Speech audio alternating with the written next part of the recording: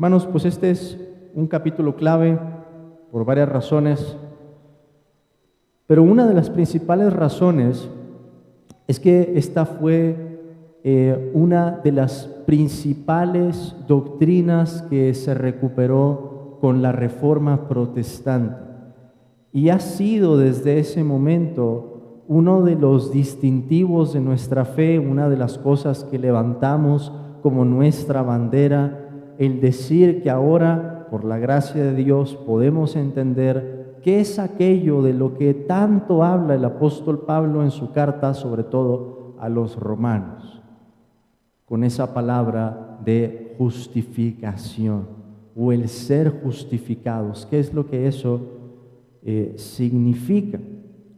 Y en cuanto nos acercamos a esta doctrina, hermanos, hay que reconocer todo el desarrollo o el avance que hay detrás de este capítulo. Antes de empezar a verlo como tal, hay que reconocer todo lo que tuvo que pasar para que obtuviéramos con esta precisión una explicación, todo un desarrollo teológico de lo que significa la justificación. Una doctrina está presente ciertamente en el Nuevo Testamento, claramente en las epístolas del apóstol Pablo, que podemos ver también en los evangelios. Jesucristo habló en la parábola del publicano y del fariseo acerca de la justificación. Y esta es la doctrina, hermanos, que trae además un fruto especial para nuestra alma: el consuelo, la seguridad que nos da de saber que Dios nos trata ahora en Cristo como si fuéramos tan justos como su propio Hijo amado. Entonces, en todo ese desarrollo, hermanos, ahora llegamos a este capítulo y tenemos de manera muy condensada en 6 párrafos un argumento, una explicación en la que cada palabra que tenemos en estos párrafos es importante. Está cargada de doctrina, está evadiendo errores históricos y nos está afirmando de nueva cuenta en el Evangelio. Bien dijeron los reformadores que si esta doctrina se caía o se perdía, todo el Evangelio se venía abajo, se caía junto con la doctrina de la justificación. Así que, teniendo en cuenta ese trasfondo, hermanos, y el pensar que algunos de nuestros hermanos en la Reforma Protestante fueron perseguidos precisamente por el desarrollo de esta doctrina, veamos lo que tenemos en el párrafo número 1. Y ahí en la presentación van a ver una división de la estructura. Lo primero con lo que comenzamos en este párrafo es con la relación que hay del llamamiento y la justificación. Habíamos visto en el capítulo anterior la doctrina del llamamiento eficaz y ahora comenzamos con la doctrina de la justificación. La confesión comienza aclarando cuál es la relación que hay entre esas dos. Dice: a quienes Dios llama eficazmente, Él también los justifica libre y gratuitamente. Es decir, al mismo grupo al que Dios llama, es el mismo grupo al que Dios justifica. Y si eso le suena conocido, es porque ese es el lenguaje del apóstol Pablo en Romanos capítulo 8, versículo 30. Quiero que vean ese texto, por favor, Romanos 8, 30. Romanos 8:30 nos dice: y a los que predestinó, a estos también llamó, y a los que llamó, a estos también justificó, y a los que justificó, a estos también glorificó.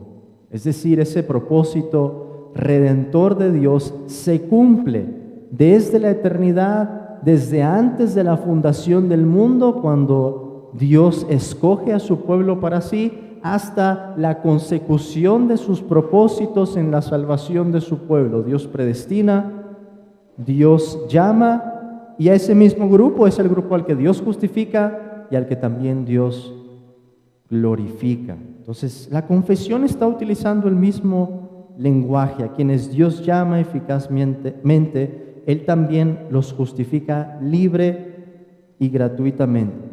Por cierto que, como está ahí en la presentación, con el título de la naturaleza de la justificación, ese es el título que le podríamos dar al párrafo número 1. Si ustedes tienen sus notas o tienen su confesión, pueden ponerle el título al párrafo y lo llamaríamos la naturaleza de la justificación. Ahora, algo que la confesión hace más adelante, que podemos ver si avanzamos una, otra más y otra más, es presentarnos la doctrina de la justificación por medio de 3 negaciones y 3 afirmaciones. Ahora, las imágenes, hermanos, tienen propósitos didácticos en esa relación que veíamos entre el llamamiento y la justificación. Esto es lo que William Perkins llamó la cadena de oro, desde la predestinación hasta la glorificación. Porque Perkins estaba considerando cómo es que eso nos trae consuelo, el pensar que el propósito de Dios se cumple, que la salvación de su pueblo es segura, que los mismos que Él predestina son los mismos que llegan hasta la gloria. Es una cadena segura, una cadena que no se puede romper, que depende del propósito de Dios. Y por eso nosotros queremos reflejar esa cadena en la exposición de la doctrina de la salvación.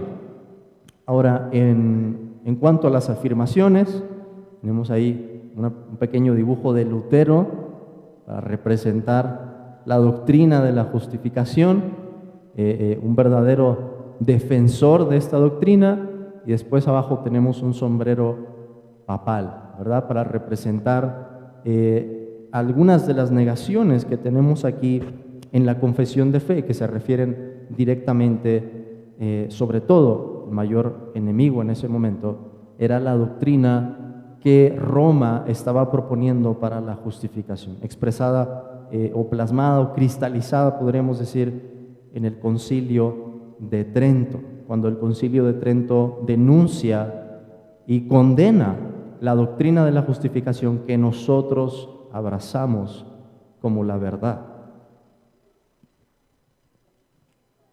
Así de importante es esta doctrina. Entonces, esa es la estructura de este párrafo, hermanos. Hemos visto la relación y ahora queremos pensar en cuáles son las afirmaciones y cuáles son las negaciones que este párrafo nos da para explicar la doctrina de la justificación. Vamos adelante. Bueno, algunas características. Primero, antes de pasar a las afirmaciones y negaciones, es que la confesión nos dice que la justificación se otorga libre y gratuitamente. Ese lenguaje de la misma forma sale del apóstol Pablo, Romanos capítulo 3, versículo 24. Romanos 3:24, que nos dice: siendo justificados gratuitamente por su gracia. ¿Qué otra manera hay, hermanos, de decir o de expresar que la justificación pueda ser más gratuita que decir gratuitamente por su gracia, por ese favor inmerecido, mediante la redención que es en Cristo Jesús? O sea, gratuita para nosotros, pero hay alguien que efectuó el pago, nuestro Señor Jesucristo. La justificación, en primer lugar, es entonces libre, gratuita. La justificación tiene ese carácter cristocéntrico. No habría justificación de no ser por la redención que es en Cristo Jesús. No habría justificación, y la confesión lo va a dejar bien en claro al final, si no fuera por la obediencia activa y pasiva de Cristo. Si no fuera, hermanos, por su vida inmaculada, perfecta, sin pecado y en plena obediencia, que es de donde obtenemos esa justicia, una justicia que no es nuestra, una justicia que es ajena a nosotros. Y otra característica más que se trata con más detalle en el párrafo que va a venir después, es la manera en que recibimos esa justificación.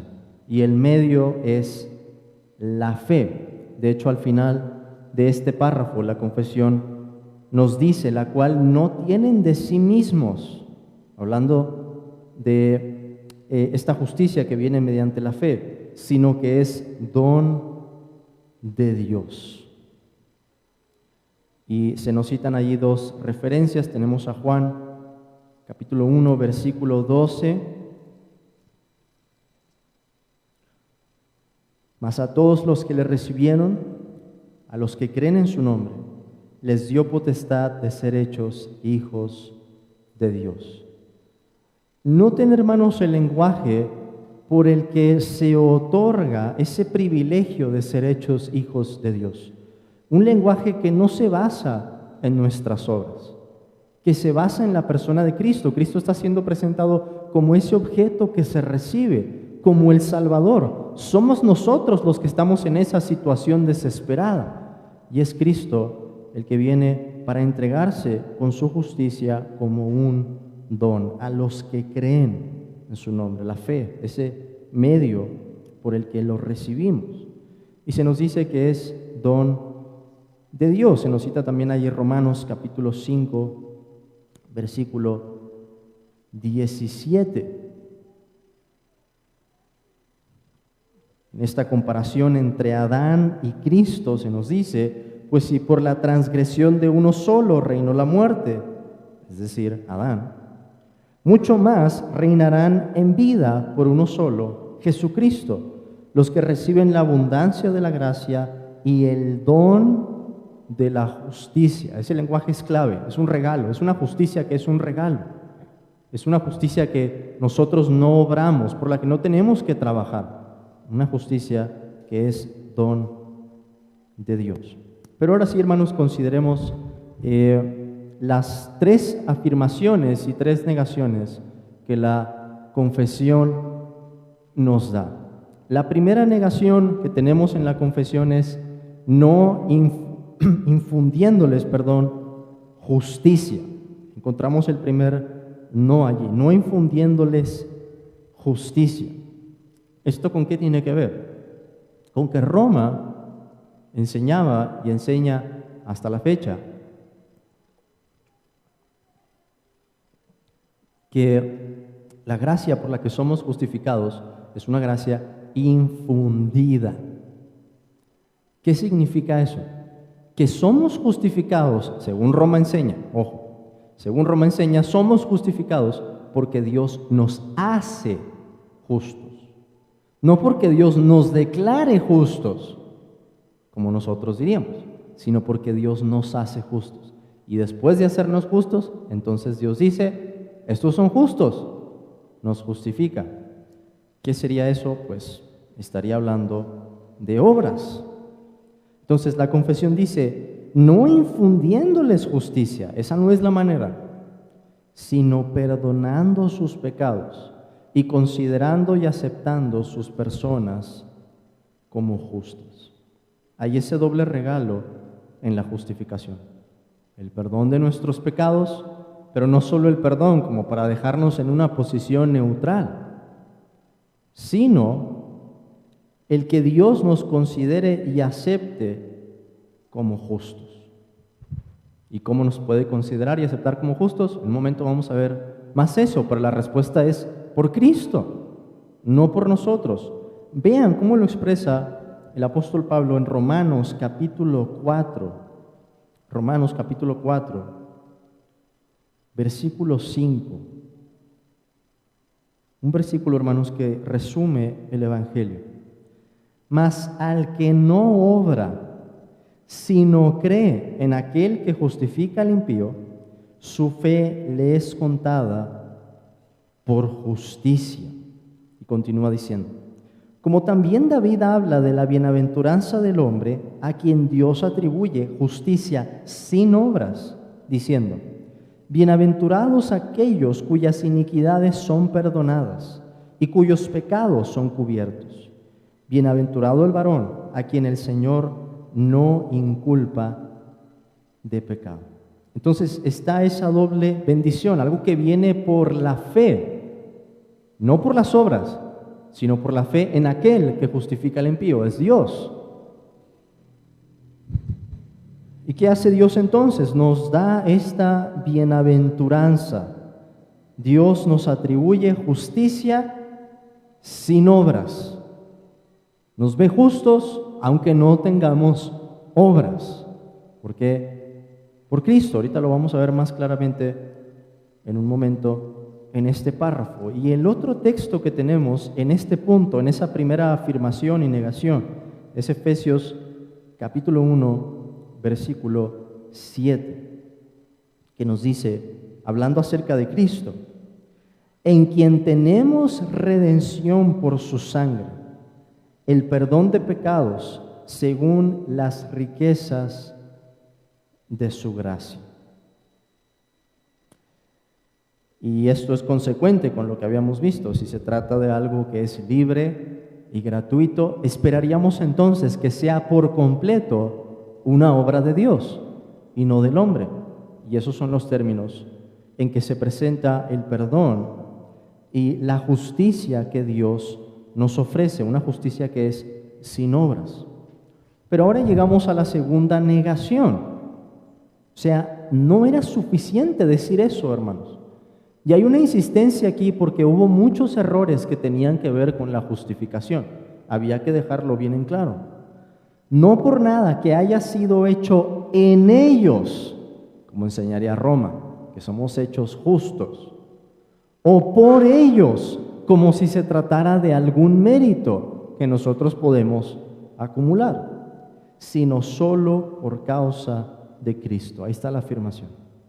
La negación nos dice, no por nada que haya sido en ellos, haya sido hecho en ellos o por ellos, sino solo por causa de Cristo. Y una de las formas, o uno de los textos que se cita aquí, 1 Corintios, capítulo 1, que nos deja en claro que no podemos tener ningún mérito en los beneficios que recibimos en la redención. Es el capítulo 1, versículo 30 y 31. Hablando acerca de Dios primero, Pablo dice, mas por Él estáis vosotros en Cristo Jesús, el cual nos ha sido hecho por Dios sabiduría, justificación, santificación y redención, para que, como está escrito, el que se gloría, gloríese en el Señor.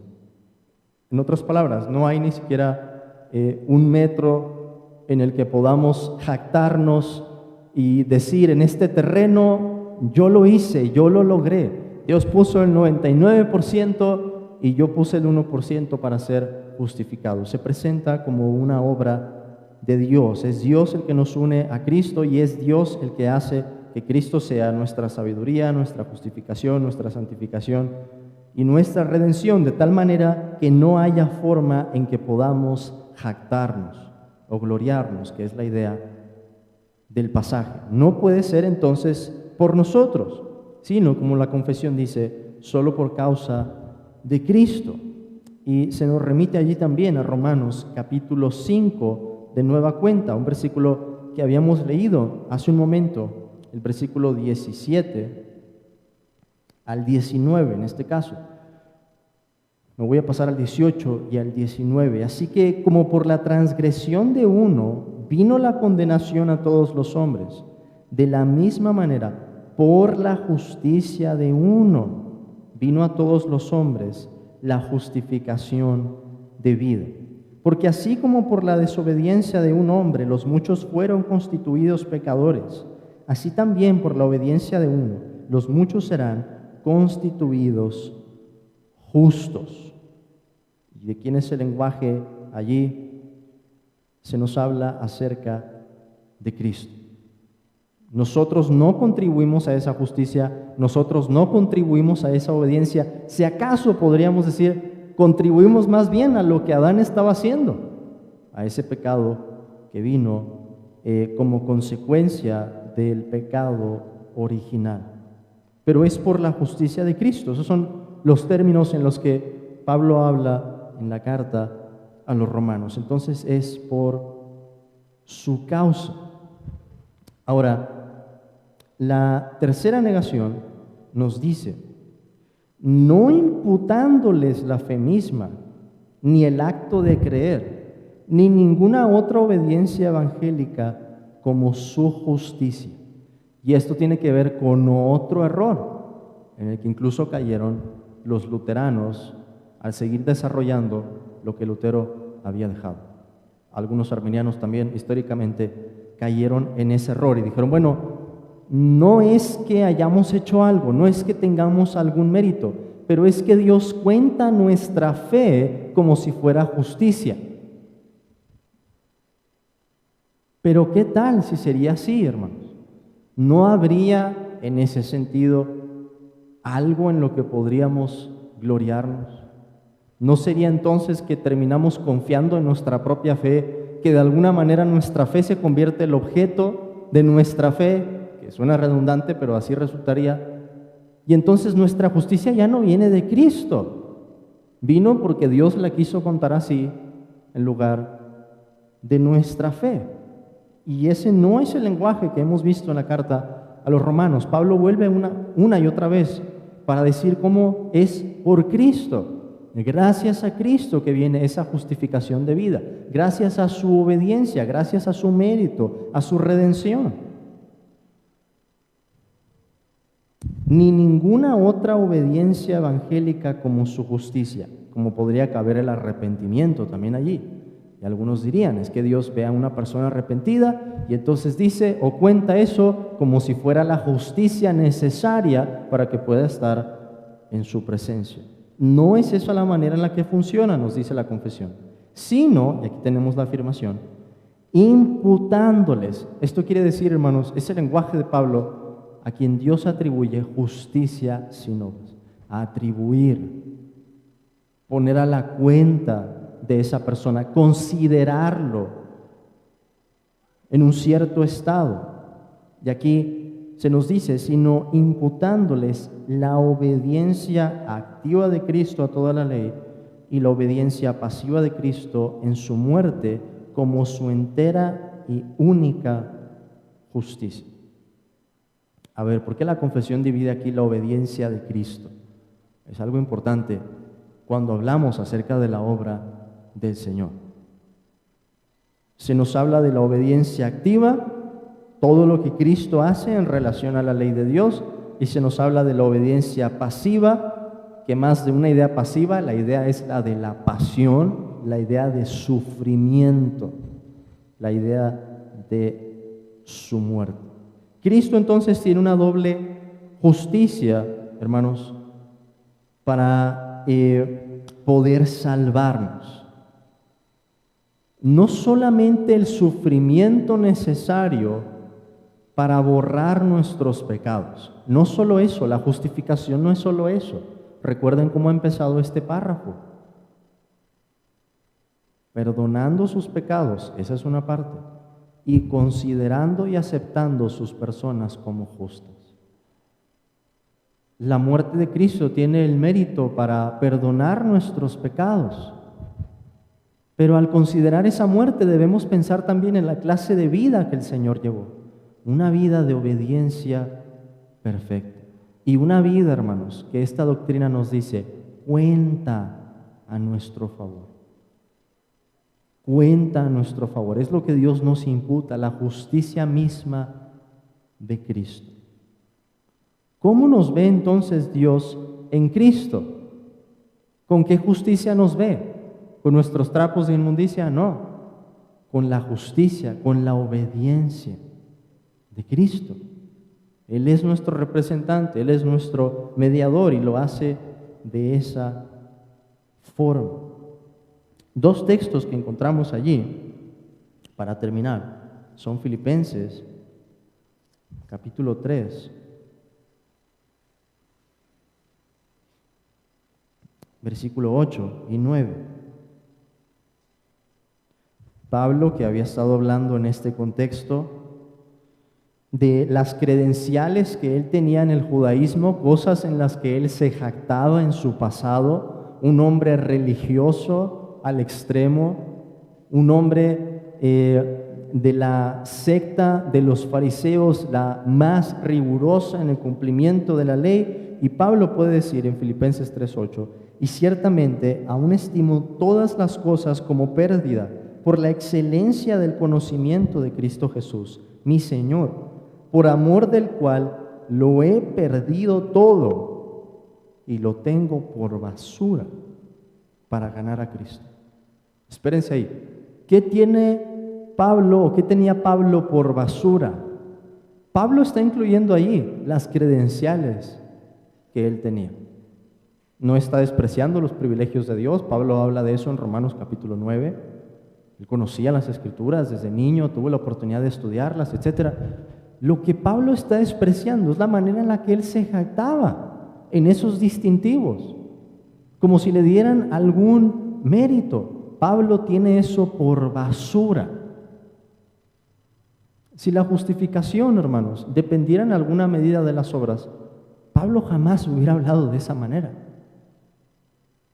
Pero él tenía todo por basura. ¿Por qué? Para ganar a Cristo, dice, versículo 9, y ser hallado en Él, no teniendo mi propia justicia, que es por la ley, sino la que es por la fe de Cristo, la justicia que es de Dios por la fe. Pablo dice, no mi justicia sería por la ley, sino la que viene por la fe de Cristo, la justicia que es de Dios por la fe, de la que Pablo habla, lo habíamos visto en Romanos capítulo 3 y capítulo 5, ese don de la justicia, ese regalo que en unión con Cristo, ¿qué teníamos en unión con Adán? Muerte, pecado, condenación. Y ahora en unión con Cristo, justicia, obediencia, vida. Una vida perfecta a nuestro favor. Por eso la confesión termina diciendo que esta es la conclusión lógica, siendo que es así esta justificación, nos dice la confesión, recibiéndolo a Él y descansando en Él y en su justicia mediante la fe, la cual no tienen de sí mismos, sino que es don de Dios. Entonces, en esa relación, hermanos, que habíamos visto al principio, y en esas tres negaciones y afirmaciones, se nos aclara, por un lado, cuál es la lógica en el propósito de Dios desde que Él nos predestina, Él nos llama, Él nos justifica, como también se echa por tierra la idea de que la justificación pueda ser por algún mérito que haya en el hombre, sea porque en el hombre se obre una justicia, o sea porque el hombre haga algo para ser considerado justo delante de Dios. La respuesta es, esto es solamente por Cristo.